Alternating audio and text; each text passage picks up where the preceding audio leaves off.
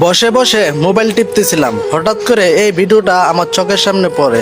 ভিডিওটা দেখার পরে আমার সারা শরীরে পশমগুলা দাঁড়াই গেছে। গুরুত্বপূর্ণ একটা মেসেজ আছে, ভিডিওটা দেখুন সবাই। ইরান ইসরায়েল যুদ্ধ থেমে গেল।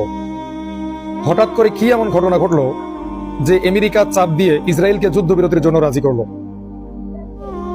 কি এমন ম্যাজিক ডোনাল্ড ট্রাম্পের কাছে চলে আসলো যে ম্যাজিকের মাধ্যমে ইরানকেও রাজি করালো আমেরিকা? আসলে এই যুদ্ধ কার্যকর হয়েছে এমন একটি কারণে যেটা এখনো আপনি বুঝতে পারেন না।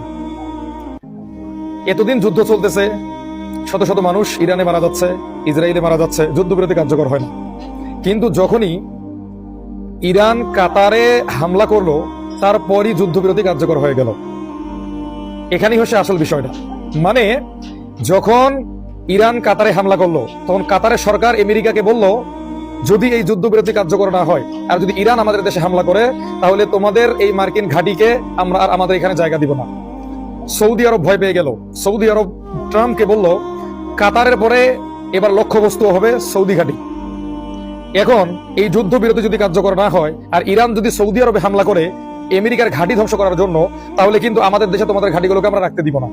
এইভাবে মুসলিম দেশগুলো যখন ট্রাম্পকে হুমকি দিতে থাকলো যে তোমাদের ঘাঁটি যদি আমাদের দেশে রাখতে চাও, তাহলে এই যুদ্ধ বন্ধ করতে হবে এবং এই যুদ্ধে দুই দেশকে রাজি করাতে হবে। মূলত এই মুসলিম দেশগুলা নিজেদের দেশকে সুরক্ষিত করতে গিয়ে এবং আমেরিকা মার্কিন ঘাঁটিগুলো আরব দেশে রাখার জন্য এই যুদ্ধবিরতি কার্যকর করেছে। এটাই হচ্ছে আসল বিষয়। অনেকে কিন্তু এটা এখনো জানে না। তারা ভাবতেছে হঠাৎ করে কেন যুদ্ধবিরতি কার্যকর হলো। শুধু মধ্যপ্রাচ্য দেশগুলো চাপ দিতেছিল যে ইরান আমাদের দেশে হামলা করতে পারে, তোমাদের এই ঘাঁটিগুলোকে আমাদের দেশ থেকে আমরা সরিয়ে দিব যদি এই যুদ্ধবিরতি কার্যকর না হয়। মূলত এই কারণেই কিন্তু আমেরিকা দুই দেশকে চাপ দিয়ে এই যুদ্ধবিরতি কার্যকরে রাজি করেছে। আসলে মূল বিষয়টা হচ্ছে এটা কিন্তু অনেকে এখনো জানে না।